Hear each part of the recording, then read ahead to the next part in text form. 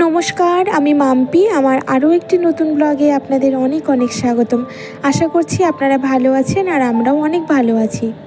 আজ হলো শুক্রবার আর ঘড়ির কাঁটার সময় এখন সকালে 6:30টার মতো বাজে। একদম ঘুম ঘুম চোখেই ঘুম থেকে উঠে পড়েছি। ঘুম একদমই ছাড়ছিল না। আর রান্নাঘর থেকে আজকে ব্লগটি শুরু করলাম। সবার প্রথমে 1 কাপ চা বানাবো আর দেখছি বিস্কিটটা ঢালা নেই, তাই কন্টেনারে বিস্কিটটা ঢেলে নিলাম।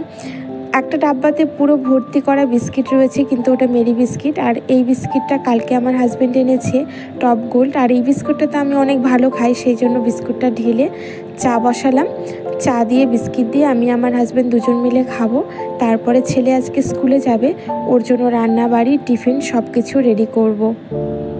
সকালবেলা খালি পেটে চাটা আমার জন্য বিশেষ সম্মান, তবুও আমি আজকে খাবো। খালি পেটে তো চা খাই না খুব একটা, পরে খাই।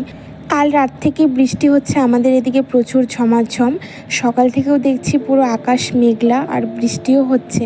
তবু ছেলেকে স্কুলে যেতে হবে, কারণ আজকে কী যেন একটা দরকার রয়েছে, কিছু একটা ফর্ম ফিল আপ কিছু একটা রয়েছে। আমাকে বলেছিল কালকে, কিন্তু আমি ঠিকঠাক আয়ত্ত করিনি। তো এই যে আমার চা হয়ে গেল 2 কাপ। আর আজকে আদা চাই বানালাম। আর এই যে বিস্কিটটা ঢাললাম, সঙ্গে কতগুলো ভাঙা বিস্কিট ছিল সেগুলোই নিয়ে নিলাম। এই বিস্কিটটা না এত পরিমাণে মুচমুচে যে একটুতেই ভেঙে যায়।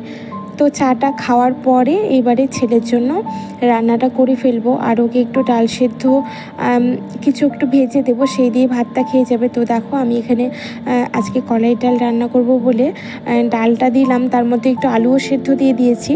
সকালবেলা কিন্তু গরম গরম একটু সেদ্ধ ভাত সঙ্গে কিছু একটু ভাজা দিয়ে বেশ ভালো লাগে। আর এদিকে হাঁড়িতে ভাতটাও বসিয়ে দিয়েছি। ডাল আর ভাতটা হয়ে গেছে। আর আমি আজকে ওকে পাস্তা করে দেব।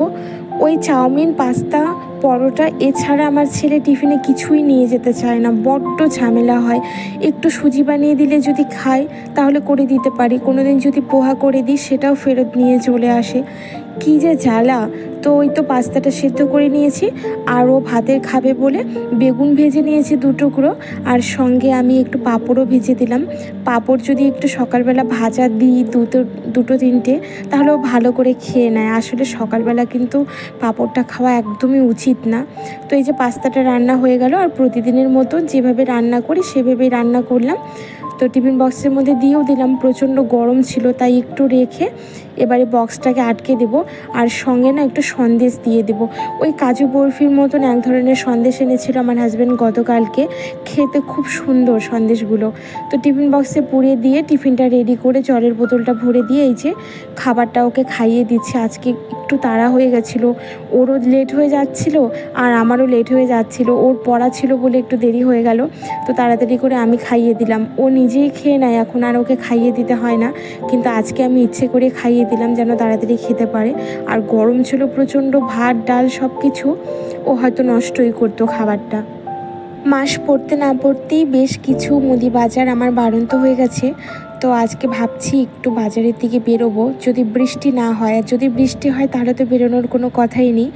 ছেলেটার আমার টিউশনও রয়েছে, তো ওকে টিউশন ছেড়ে দিয়ে আমি হয়তো একটু বাজারের দিকে যাব।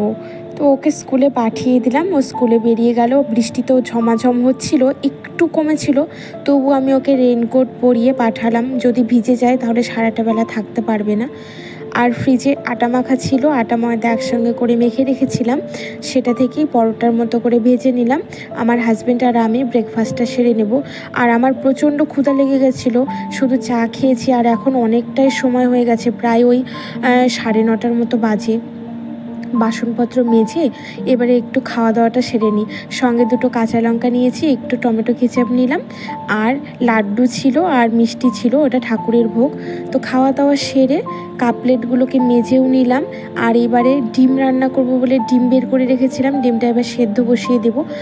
অনেকগুলো ডিম রয়েছিলো, ওই 5টা 6টার মতো ডিম। তো ওই ডিমগুলো খেয়ে শেষ করে দিই। আবার নতুন করে বাজার আসলে তো মিক্স হয়ে যাবে, কোনটা আগের ডিম আর কোনটা পরে বুঝতে পারবো না। তাই আজকে ডিমটাই রান্না করব। ফ্রিজে অনেকগুলো মাছ রয়েছে, মাছগুলো না খেলেও না। আমার হাজব্যান্ড যখন বাজার করতে ধরবে তখন একঘেয়েমি বাজার করেই যাবে। যদি বলি মাছ আনো, তাহলে বাড়িতে প্রায় একদিন দুদিন পর পরই শুধু মাছই আনবে, মাছই আনবে, মাছই আনবে। ফ্রিজে ভরে যাবে মাছ, তাও ক্ষান্ত হবে না। যখন একটু রাখবো, রেগে বলবো যে কেন আনছো, তখন আবার একটু চুপচাপ থাকবে। কিন্তু চুপও থাকে না, আমাকে আবার উল্টে ব্লেম করবে যে আমি রান্না করি না বলে জমা হয়ে যায়। আমি নাকি রান্নাই করি না বন্ধু। এইরকম অভিযোগ মানা যায় বলো তো? তোমরাই বলো। ডিমের কারি বলো আর ডিমের কষা বলো, আমি এইরকম মাঝখানে হাফ করে কেটে রান্না করতে বেশি পছন্দ করি। আর আমার কাছে মনে হয় এইভাবে রান্না করলে যেন রান্নাটা আরও টেস্টি হয়, আরও খুব ভালো খেতে হয়। তো আমার রান্নাটা প্রায় কমপ্লিট হয়ে গেছে।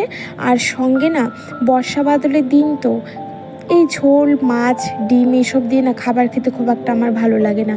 আমি না একটু ভর্তা প্রেমী মানুষ। তো পাকা পাকা একটু পটল ছিল, বেশ পেকে পেকে গেছিলো। 4খানাই পটল ছিল আজকে। তো সেই পটল 4টে আমি একটু গ্যাসের আগুনে ভালো করে ঝলসে পুড়িয়ে নিয়েছি, পুড়িয়ে খোসাটাকে একটু ছাড়িয়ে নিয়েছি। আর এইবারে একটু কাঁচা পেঁয়াজ দিয়ে শুকনো লঙ্কা ভেজে লবণ দিয়ে চটকে চটকে বেশ সুন্দর করে পটলটাকে মেখে নিলাম। আর এই দেখো বন্ধু, এত সুন্দর হয়েছিল পটলটা যে এটা দিয়ে যেন এক থালা ভাত আমি পুরো খেয়ে নিয়েছি। এত টেস্টি হয়েছিল। তোমরা এইভাবে একবার বানিয়ে খেও, মুখে লেগে থাকার মতো। রান্নাবাড়ি শেষ করে পুরো 1 গামলা বাসন মেজেছি, রান্নাঘরটা সম্পূর্ণরূপে পরিষ্কার করে নিয়েছি। আর এবারে না নিচের ফ্লোরটা মুছে দিচ্ছি ভালো করে। এর আগের দিনে ঘর মুছেছি জানো তো, কিন্তু কালকের ওই বৃষ্টিতে আর হাওয়াতে এত পরিমাণে বালু ধুলো যে পুরো ঘরে পড়েছে যে পা দেওয়া যাচ্ছিল না, পুরো কাদা কাদা হয়ে গেছে। তো সেই জন্য একটু ভালো করে ক্লিনার দিয়ে মুছে নিলাম।